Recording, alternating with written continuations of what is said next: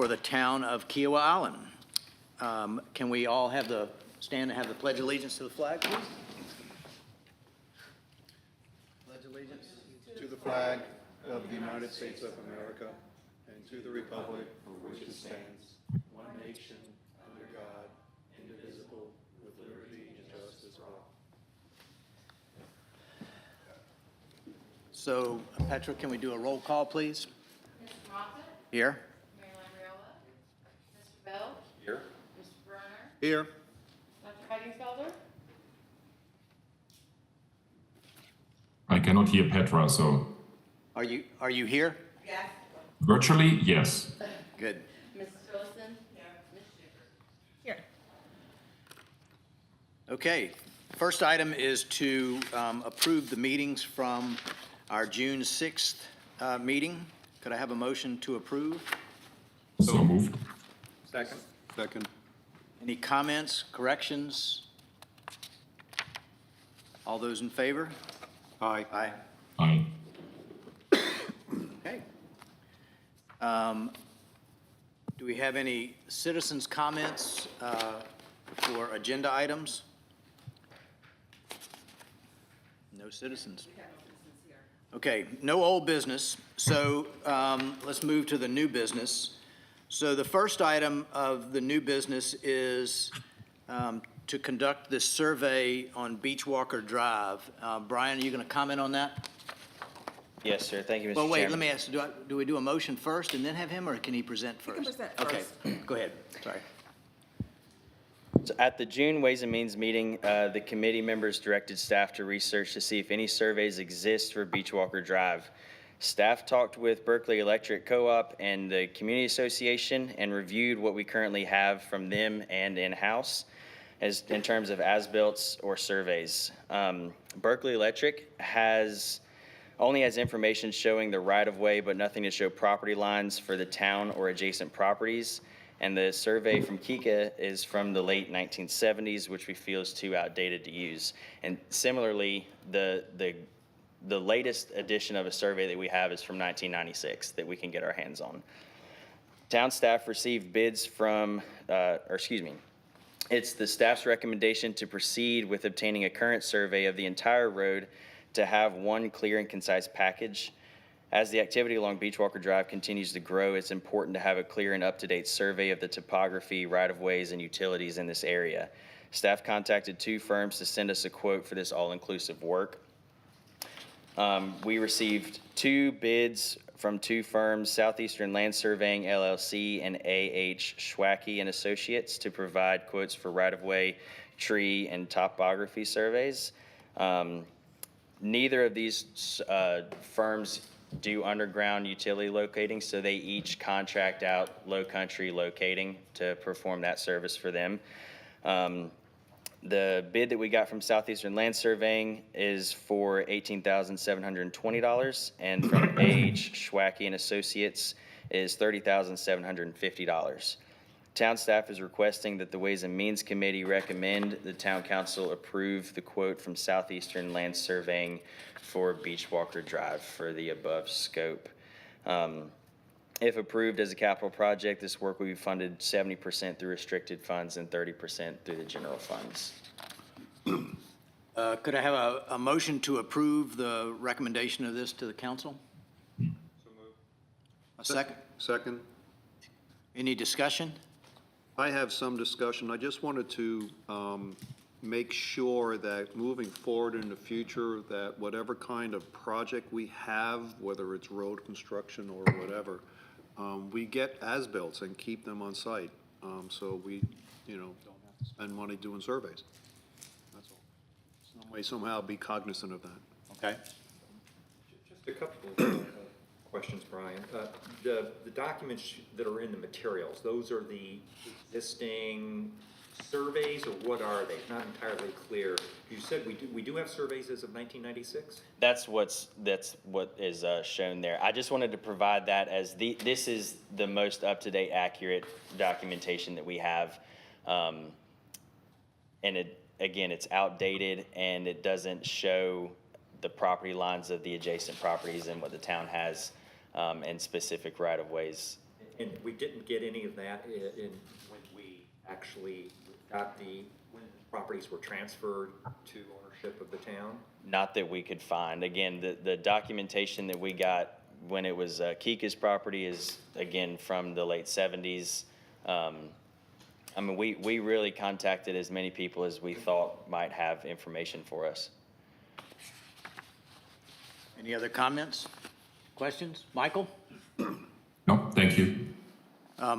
All those in favor? Aye. Aye. Okay.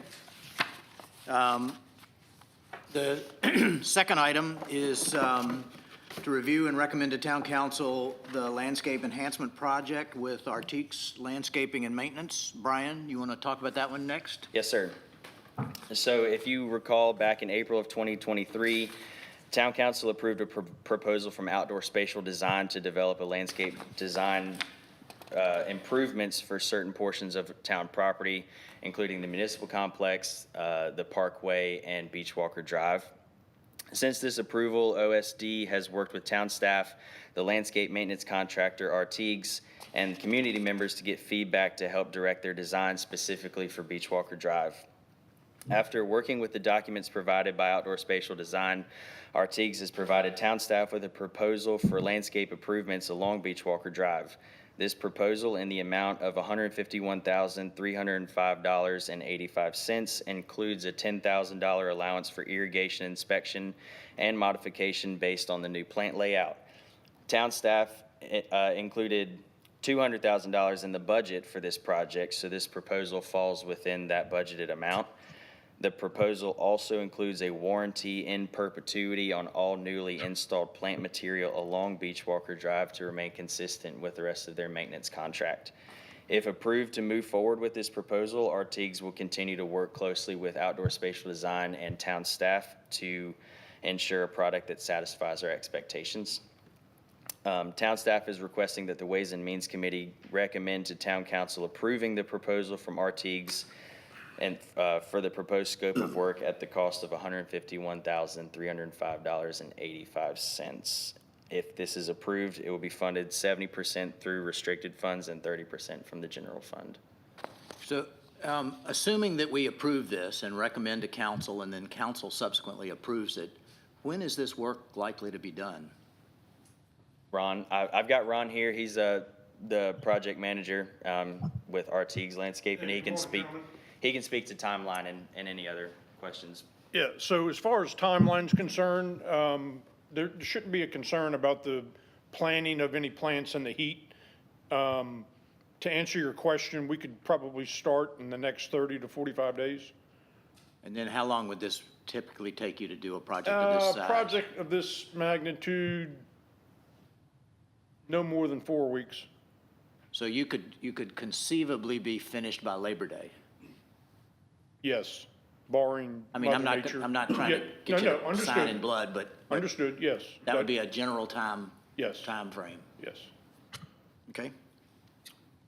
Brad, you got anything?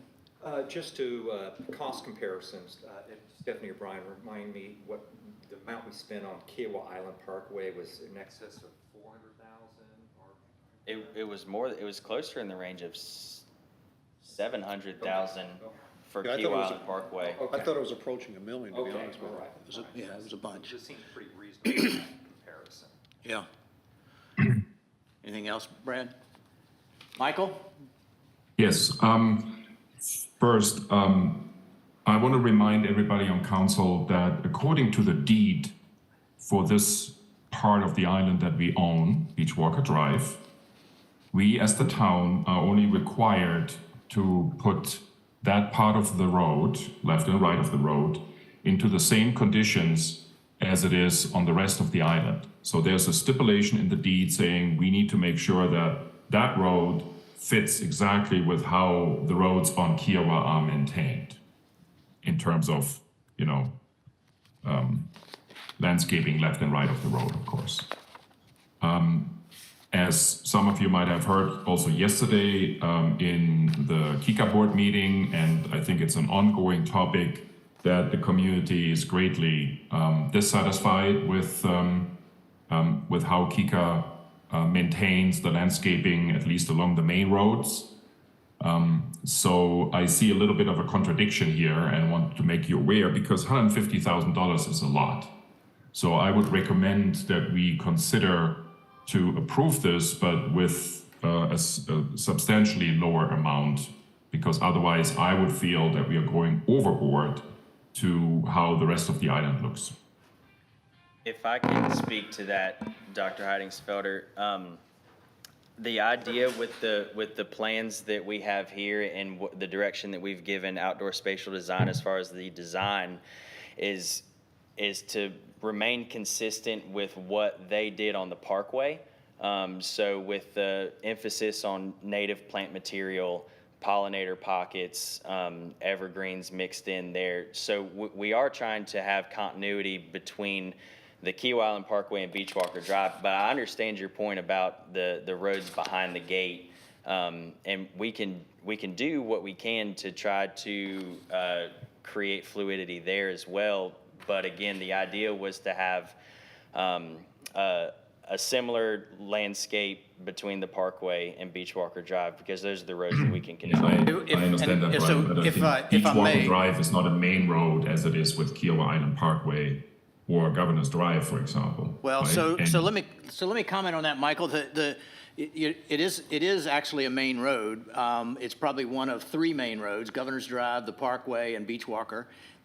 And it will increasingly become a main road. So, but here's my observation on your comments: is if the public doesn't believe that the KICA organization is meeting high enough standards for their landscaping, I don't think it's necessarily incumbent on us to lower our standards to meet that level. To me, I think if what we're doing is, as Brian's described, we're trying to marry Beachwalker's plantings and look and feel to that with which we did to the Parkway, then potentially that provides some input for KICA to step up their game. I don't know that when somebody goes low, you don't go low. I think you go high. That's my opinion. So, That's an option. I just wanted to make you guys aware. Yep. That we have that in the deed, and there's a discrepancy, in, I think, what we want to achieve versus what we see on the island, especially behind the second gate. Just one clarification, Michael. The deed language does not impose in a sense, a maximum amount of maintenance of the property. No, It makes- sets a minimum. correct. It just makes a very subjective comparison to behind the first gate, is my understanding. All right, and I have a comment, Brian, if you can help, and Teeks as well, is that I like the idea of trying to mimic what's already on Kiawah Island Parkway, but my comment is that with respect to execution, the grasses along Kiawah Island Parkway are in full sun, and the majority of Beachwalker is not in full sun. And you can see on Kiawah Island Parkway where it's shaded, the grasses are doing horrible. So the comment I have is somewhere we need, I need to be comfortable with whatever we're planting is going to look good, because if you're just going to take the same grasses on Kiawah Island Parkway, put it on Beachwalker, it's going to look horrible. So I don't know what the execution strategy is, and I just want to be, or keep involved with that. Absolutely. We'll make sure to keep you and council in the loop, but outdoor spatial design has taken that into consideration. We understand there's a considerable amount of shade on that roadway. Right. And they are factoring that into their overall design. there's actually not a lot of the area on Beachwalker that is the grasses. It's mostly other types of plants. Correct. And we've had this conversation with our contractor in Riverview, and I'm going to get them mixed up. There are two types of the taller grasses. One that does very well in sun, the other does better in shade. So hopefully that OSD is taking that into Yes. consideration. Yeah. It's one of those things like, check twice, cut once when you're doing, woodworking. I just wanted to make sure, we check them twice before we put it in. Yes, sir. Brian, this could be an unfair comment, it's unsolicited. That parkway, considering what we invested in that, it just doesn't pop at you. It looks ragged, quite frankly. We agree. Not trying to spot or anything, but it, No, I sir, cannot hear anything, we sorry. agree that there's areas. sun or high grasses or low grass, I don't even about that. the question, please come to the microphone. We make this big deal about native planting or whatever, that they aren't flourishing out there.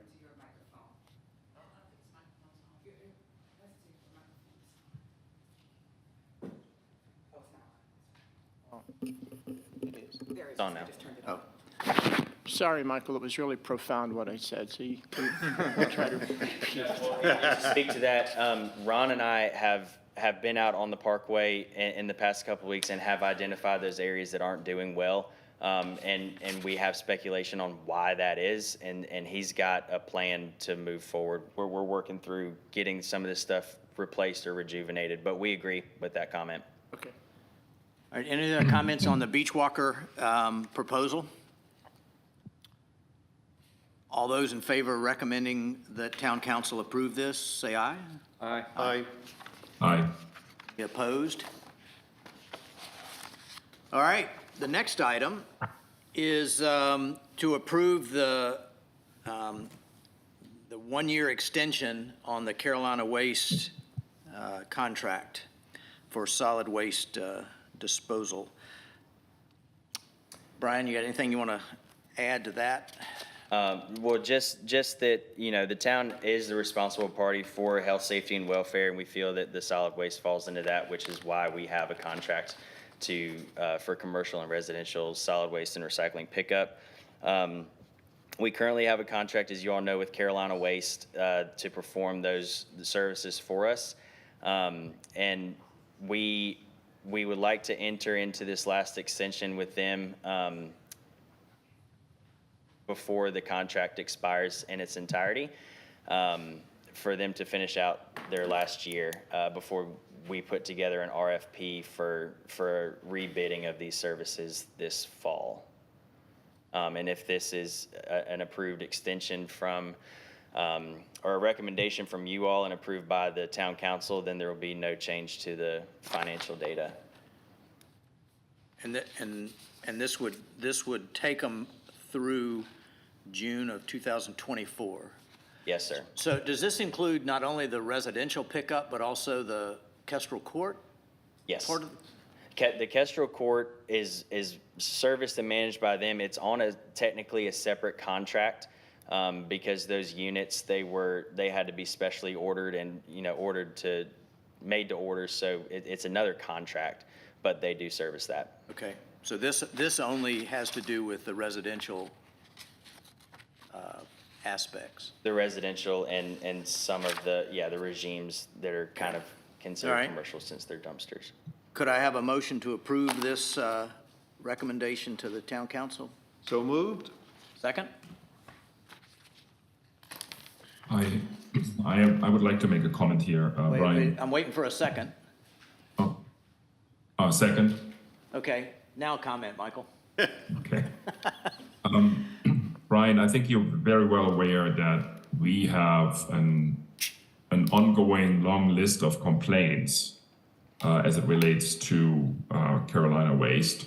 In addition to the fact that sometimes our homeowners are not very diligent in, for example, separating household trash from recycling trash from hazardous waste, but we have also observed, me personally, but also other community members, you know, that then crews are doing their part to contaminate, for example, the recycling truck with yard debris and yard debris not being properly picked up. And I mean, there's a long list of topics. So have we found ways to mitigate with Carolina Waste so that these things are not going to happen again from here onwards, or are we just, you know, business as usual?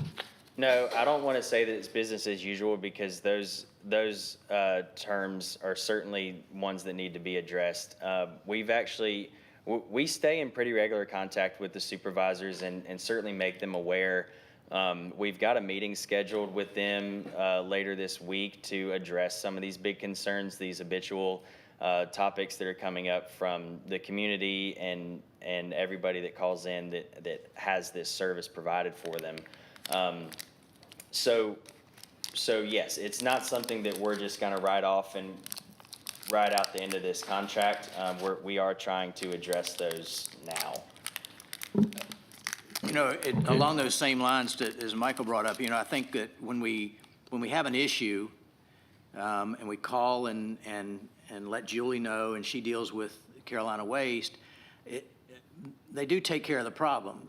I think the issue is making that correction stick, and not having the same issue come up 2 weeks later, and that's, to me, that's really the crux of it, is making the corrective action stick. I agree with that. And again, we've got a meeting set up with their supervisors. I think some of the issues that they have are internal. There's a lot of temps that come on this route. Not a lot of full-time people that are doing it. You know, whatever the reason may be, it's not acceptable. We certainly are holding them to all of those standards. But I think this meeting with their staff will hopefully kickstart some internal, regulations and following up on those. Yeah, I mean, to be honest with you, to me, if we extend this a year, which is probably the smarter thing to do, because if we don't extend it, then we have to find pretty quickly somebody else to do it. But if we do extend it, the message to Carolina Waste should be that this is an extension of a contract that will expire in June of next year, and that they really have a year to really become a stellar performer. Otherwise, there are other people out there. Absolutely. But aren't we maybe following the wrong sequence here, Brian? Wouldn't it be better if we postpone that decision to August? You have that meeting with staff, implement corrective actions, and keep them accountable. Report that back in the town council meeting or Ways and Means meeting in August, or end of this month. I don't know exactly when the next meeting is, but hopefully have your meeting with them first and then come back with your update and your proposal to Ways and Means and town council. Wouldn't that be a better sequence? Contract expire if we do? I would add, Michael, that would be ideal, but at the end of the day, we're going to have to extend the contract with Carolina Waste, because even if we come back to you all in August and say, we've talked with them, they're going to make the necessary changes, we don't have anyone right now to take their place. So if they're gone, we don't have trash pickup service.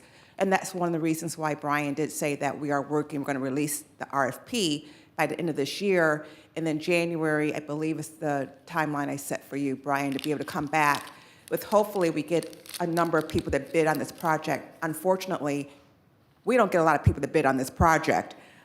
We have put this out for bid a couple of times, and last time I think we got 2 bids. One was from Republic maybe, and that was, I want to say, about $3 or $4 million, and then Carolina Waste.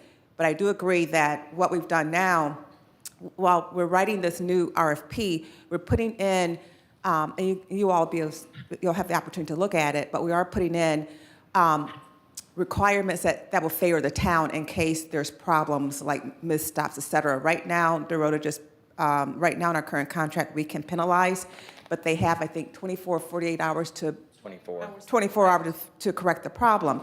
If they don't, then we can penalize. We just sent and billed them an invoice of about $1,600, $2,400 for the penalties.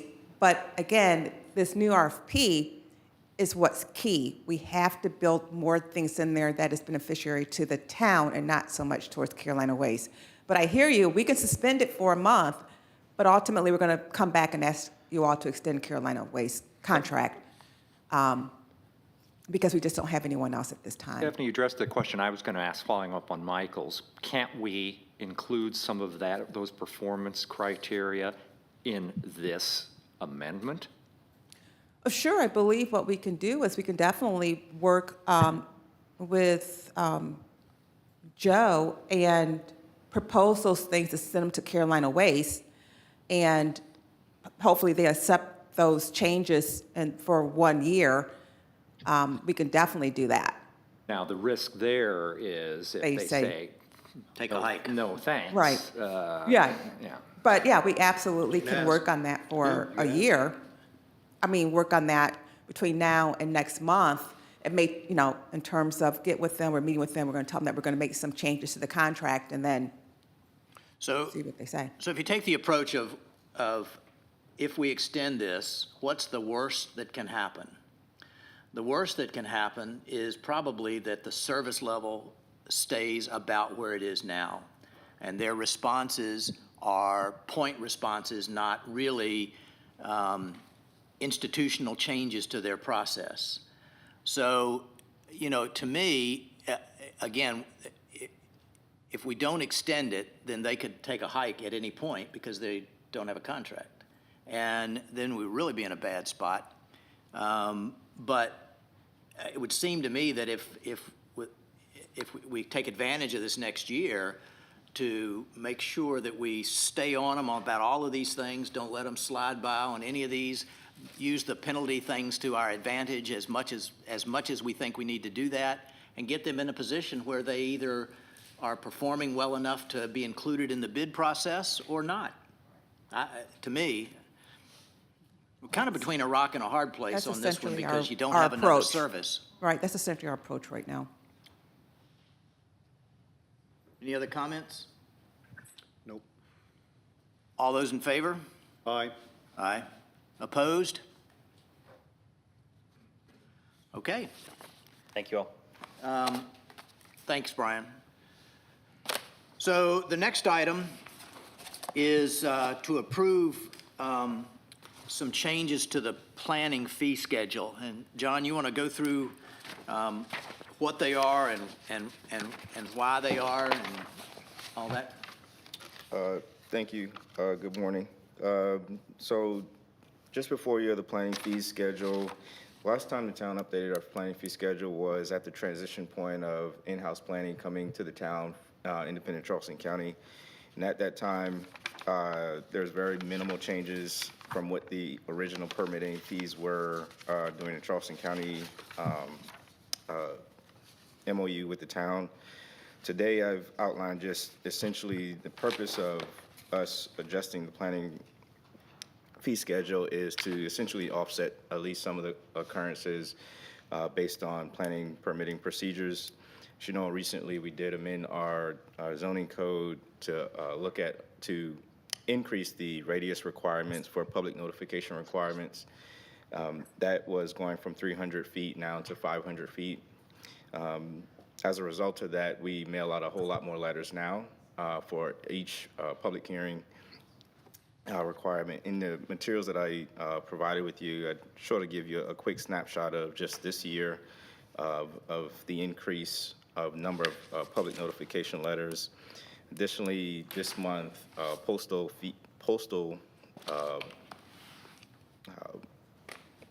costs will also increase. I did not put that in this memo to you, but that increase, you know exactly the road of what the fee is going up to. Like 3 or 4 cents generally, but in addition to those two things, as part of this, what we did was look at other jurisdictions and just to do a comparison analysis of where we were. This is not to increase revenue for the town or anything. It's just to kind of sort of play medium ground in between adjacent or comparable jurisdictions. And so most of the changes that are before you are really for those only that impact applications, planning applications that require public hearing. So everything that's in red are essentially proposed changes. As you can see, there are under zoning and comprehensive plan amendments on page 2. That's where the bulk of the changes are, as well as under Board of Zoning Appeals. There are, with the addition of some future planning considerations for breaking out site plan review designations based on the scope and scale of the project, and so that's what you see there. Unless there are like specific questions, I did do very quickly just grab some numbers from the previous year as far as how much planning fees were collected. In FY23 is about 15,000. FY22 is 16,000, and 21 is about 12,000. And so essentially we collected a lot more fees because we've been issuing a lot more permits. There's a lot of activity going on, but I don't know if there were questions from either of you.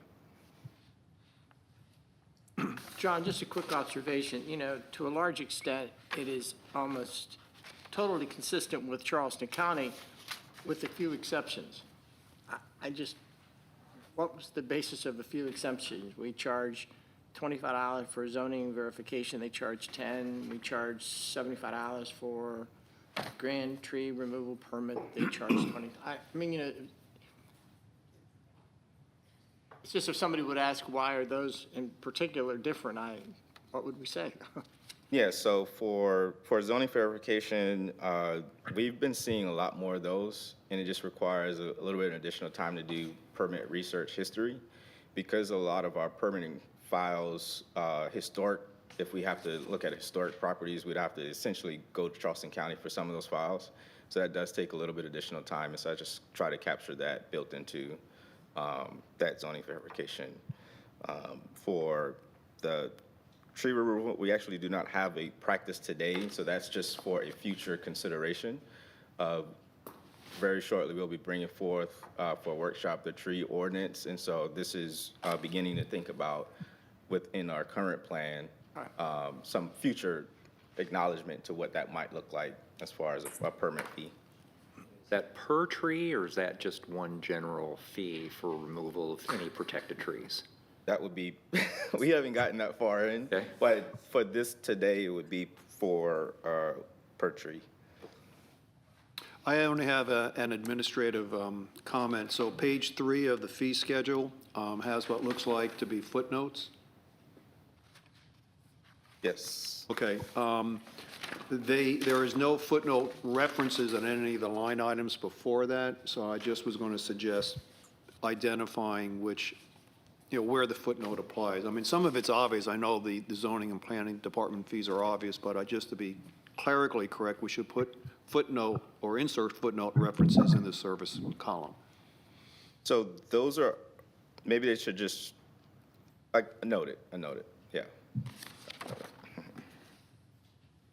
John, from my side, maybe a difficult question. I mean, on one side, comparing it to other municipalities is certainly a good approach. But at the end of the day, the fees are supposed to cover our expenses in terms of time and material, I assume. So are we certain that these fees, as they are proposed here, are really covering, at least covering our cost? Generally, the amount of applications that we would see for rezonings will not be a significant increase. The only applications that we would see an increase are the variance and for the Board of Zoning Appeals, and I would believe the additional fees of increase there would cover the offset. But for example, rezonings, we rarely see those types of applications, and the additional fees for that, the increase of going from 300 to 325 for all of our Board of Zoning Appeal applications, I do think that that meets the merit. I don't have a chart that would give you a definitive yes or no checks and balances, but I do think that that would offset. But when you look, for example, at subdivision plats, right? $100, $200, et cetera. I mean, this is a lot of work, and I'm not sure that I understand how $100 or $200 can cover our cost when you and your team, working on subdivision plats. I mean, I don't have an equation to establish how we establish the base set for these fees, but if we were to compare to other jurisdiction, we would kind of fit in the middle of the road there. I think that was one of the things, to not necessarily use the fees to, I don't use the word penalize, but to make it seem like it's a penalty for a zoning application. No, I'm not talking about penalties. I'm talking about, covering our cost. And when a developer comes and want to have a conditional plat, he pays $200 at the moment. How much time do you spend on that particular, in average? Because $200 would be maybe 2 hours.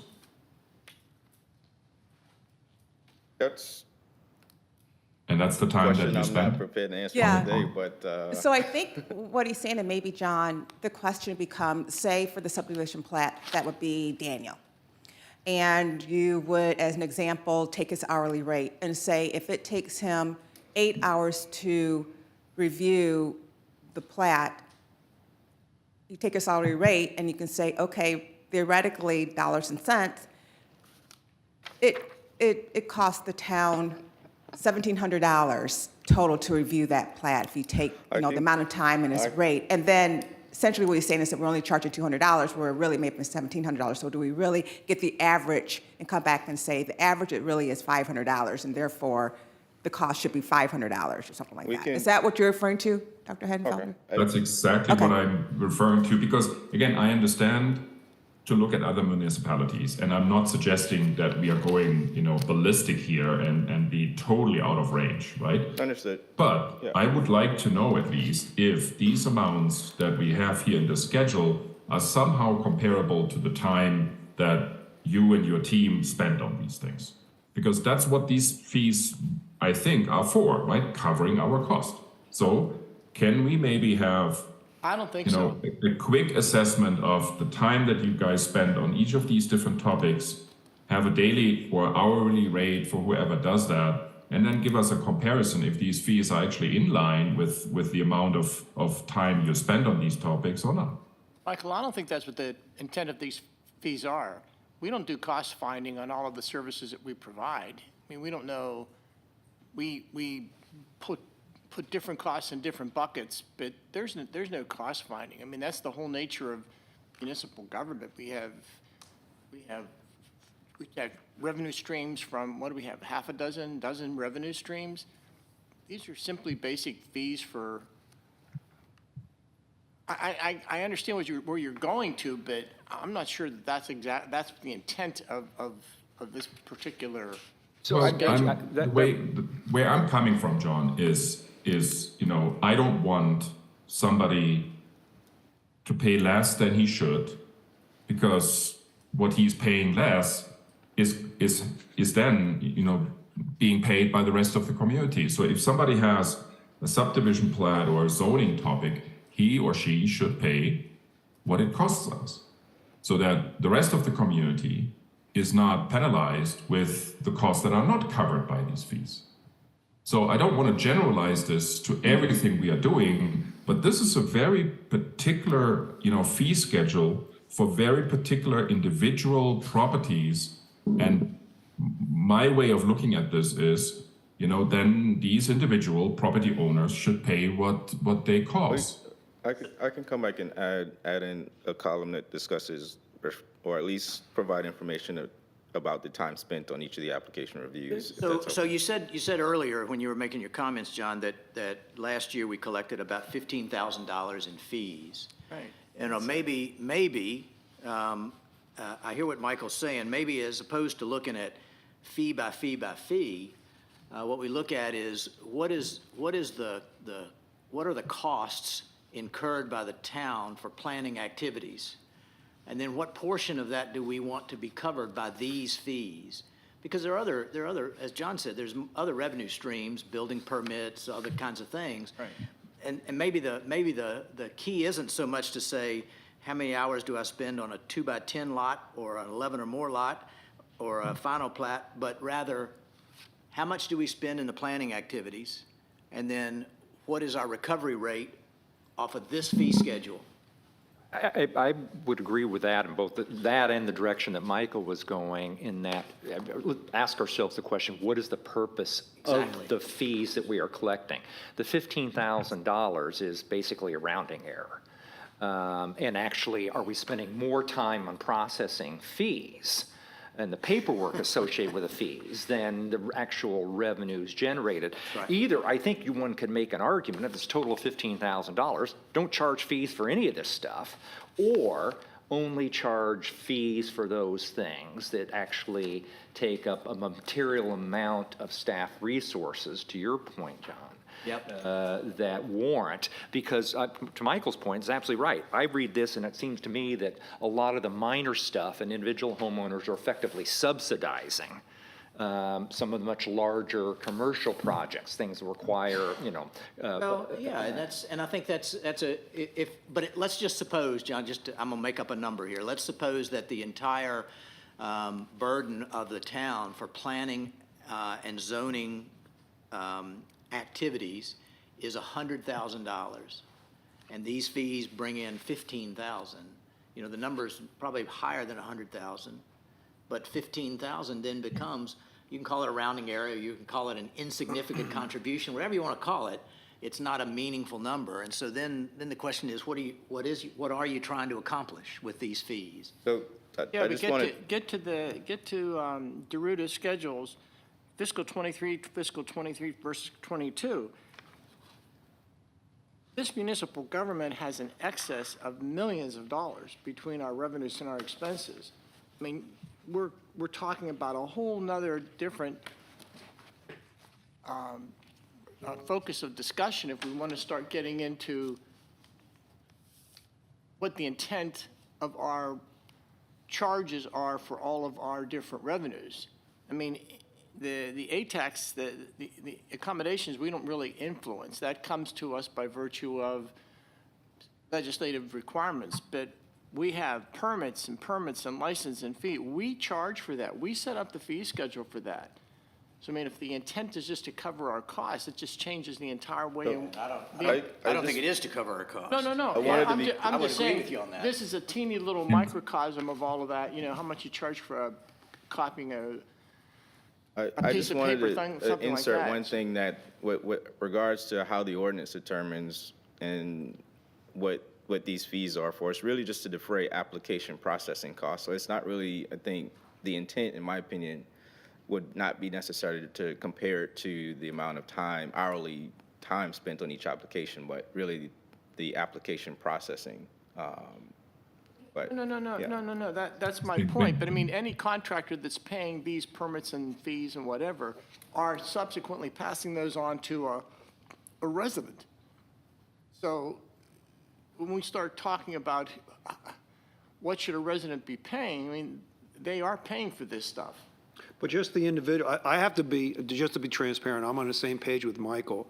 You know, just mathematically to be correct, I guess when I had my own business, you know, I had a consulting firm and we charged, or I charged whatever the cost and time was for doing whatever the analysis was entailed. Where I'm coming from, it's just really unfair to me that an individual homeowner is going to be required to pay the overrun for whatever kind of review the town is expending. And while it may not be a lot of money, Mr. Mayor, I understand that. I guess I'm coming more from an engineering mathematical perspective. It's just, to me, it doesn't feel right. So You know, when you buy a I'm voting house, against it. though, not- when you buy a it's not house, though, fair. there's a line item on the closing documents that says document fee. Correct. And that's basically the cost for producing those documents. It doesn't, that's not meant to cover, you know, an admin's time of doing all that. It's just a processing fee. And I think what John's saying is, these are really just processing fees. We're not trying to recover the cost of a planning department with these fees.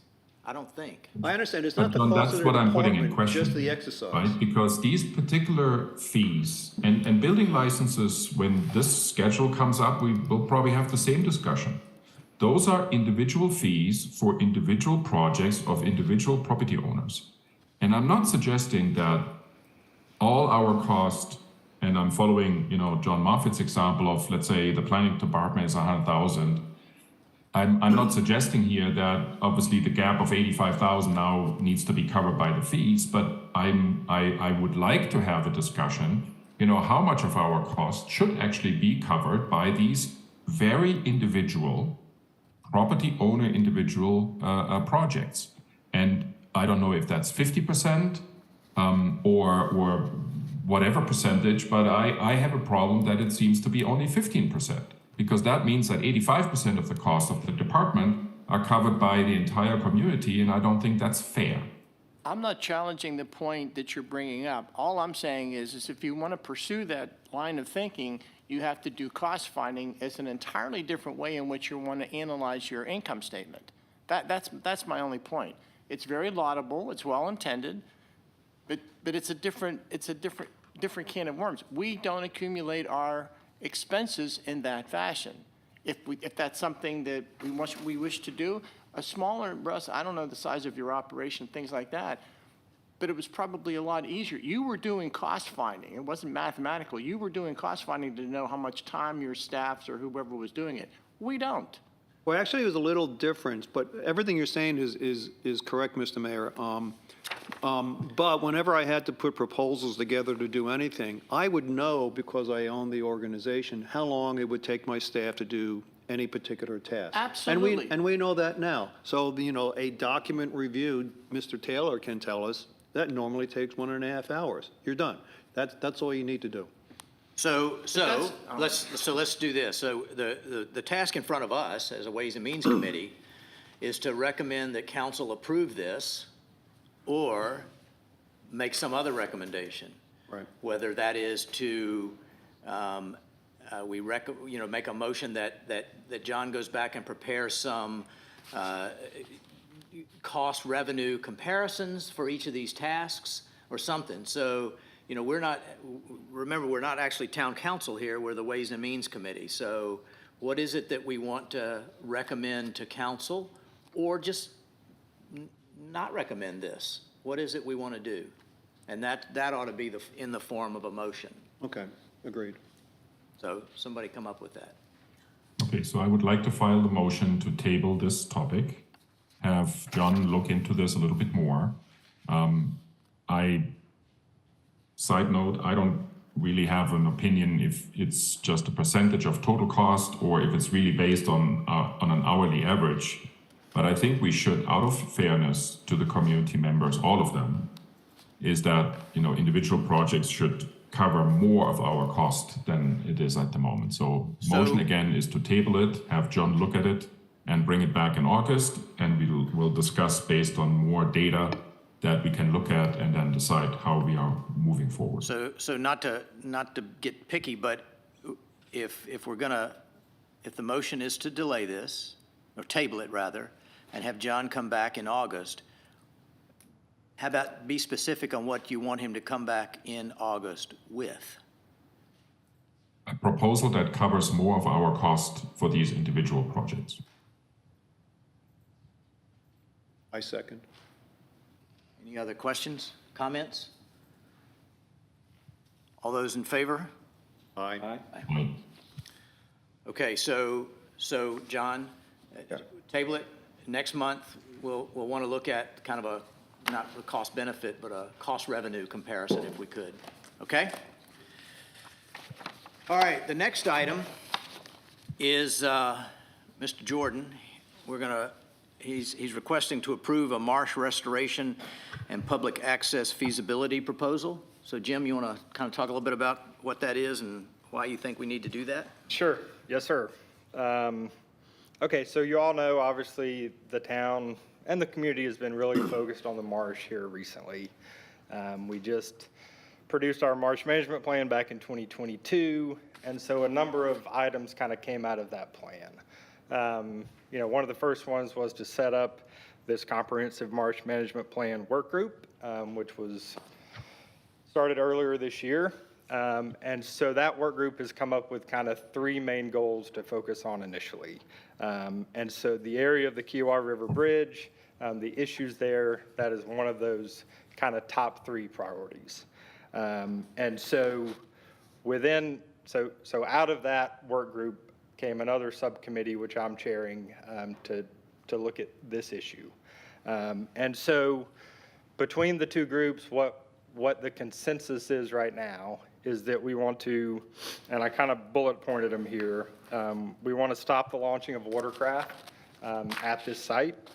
We want to keep the public out of the marsh so that the marsh can recover. But we do want to maintain passive access in some way to the marsh and the waterway.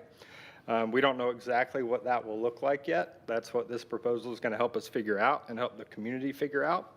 But it likely could be some sort of an overlook and or some sort of a fishing pier. We want to add interpretive signage and again, investigate the need to actually restore the marsh and the shoreline in that area. And so we've had discussions with Nicole Elko. She was very involved in, working to produce the marsh management plan itself. So she was a logical person to go to. And so this proposal, she's basically going to walk us through with stakeholders and the community, talk to the permitting agencies, and basically work towards a plan, or probably two conceptual plans that we review, kind of tweak, and then hopefully then have a path forward on how we're going to, fix this area, address all the issues there. So there's a timeline provided in the proposal. It's pretty aggressive, but hopefully we will have kind of an idea of what we want, conceptual idea, later this fall. And then the final report will be spring of 2024. This is going to be a little bit of a fluid, there may be some changes as we go. This is kind of a pay-as-you-go proposal. So we'll get invoiced monthly. So that it may be that, we get into some of these initial meetings and we decide, oh, we don't need two conceptual plans. We might only need one. But the total amount will not exceed 31.5. And so that's what we're asking for Ways and Means to approve today. Happy to answer any questions or cover anything I didn't cover. I have a series of questions. Am I able to You do need to that? get a We need a motion motion in a second. first. A Right, motion need in a a second. Motion to approve. So move. And a second. All right. Any comments? Yes. Russ? I have a series of comments / questions. So the material that's included in the packet that's distributed today doesn't have any mention of the Conservancy or its easement. And I have great concern because there doesn't seem to be a plan of how we're going to accommodate the easement, number one.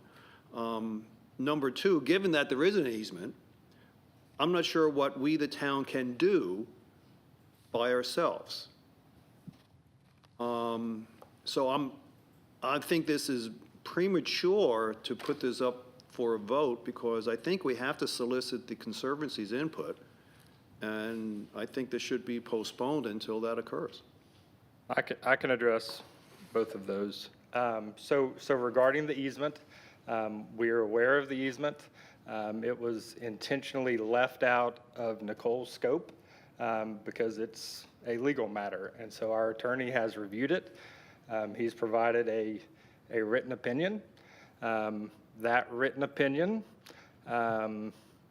basically suggests that any project we do that is consistent with the conservation easement, i.e. protects the marsh, reduces impacts to the marsh, will be legally permissible, and that even though the Conservancy in the easement document has a right to approve or deny any activity, activities such as we are proposing are specifically in the easement as rights of the owner of the property, and the Conservancy cannot, I forget how Joe worded it, but basically they can't reasonably withhold approval if it meets the easement. So basically Joe's opinion is if we come up with a project, and again, the Conservancy is intricately involved in this process. They're a key stakeholder. They'll be involved in all the stakeholder meetings. This is getting all the stakeholders together, bringing in the community a little bit later, and figuring out what the majority of the community want to see in that area. All right, so I understand your point. Forgive me for interrupting. My concern still is that we're moving forward, it seems to me, by ourselves rather than being partnered with the Conservancy. Well, it actually specifically states in the scope of work, engagement activities, this project will include working with key stakeholders defined as representatives from Toki, Kiowa Conservancy, and others. So, I mean, in the scope of work, it specifically says they will be included. All right, but shouldn't we, at today's junction, before we are agreeing to approve monies for We're actually additional... agreeing to recommend approval of the money. Okay, recommend approval of money. Shouldn't we make sure that before we go down that path, we're not going to open up some rabbit hole of legal disputes or whatever with the Conservancy? I think makes a lot more sense for us to be together, meet and agree with what we're going to do as a scope before we start spending money. Quite possibly that's true, but keep in mind that we are not spending money. We are recommending to town council that they spend money, which is probably the point where you need to have the discussion that says, before we spend this money, we need to do this, because the council can't talk about spending the money unless we recommend it to them. I understand. But, so I have- I'm agreeing, So I'm just with turning your, my hat around, but I'm saying that process or that step is missing, and I'm not sure we're even gonna, I'm not sure the thought process is there that we're going to introduce that step into this procedure, so. I would say that if this was approved to recommend to council, that it would certainly be in the purview of council to say, we're not going to approve this until we fully understand what the relationship is with the Conservancy. I mean, to me, that's where that gets done. So can I just add a couple of things? So on the Comprehensive Marsh Management Work Group has a Conservancy representative. The subcommittee, which I'm chairing on this issue, has a Conservancy representative. This proposal came out of that subcommittee, and all members present, including the Conservancy representative, were in favor of moving forward with this proposal. So this proposal has been tweaked a little bit, and I didn't put some of this in here, but so the Conservancy had come to the Environmental Committee with a marsh restoration plan for this area in seeking funds for next fiscal year. That proposal had a price tag of $50,000 and basically was going to kind of go through some of the same public engagement process or very identical public engagement process as our plan. So what we've done is basically combined those two proposals, kind of. So now we've brought the marsh restoration into our plan, which was in the Conservancy's separate plan. And so we've kind of tabled their plan for now until we use this strategy, a streamlined process to address not only the public access, but how we restore the marsh. So I understand. So, I stop, want to wait, be wait, able to. excuse me. We have to temporarily adjourn this meeting for this public hearing, and then we will resume after the public hearing. So I move that we temporarily adjourn this meeting. Second? All those in favor?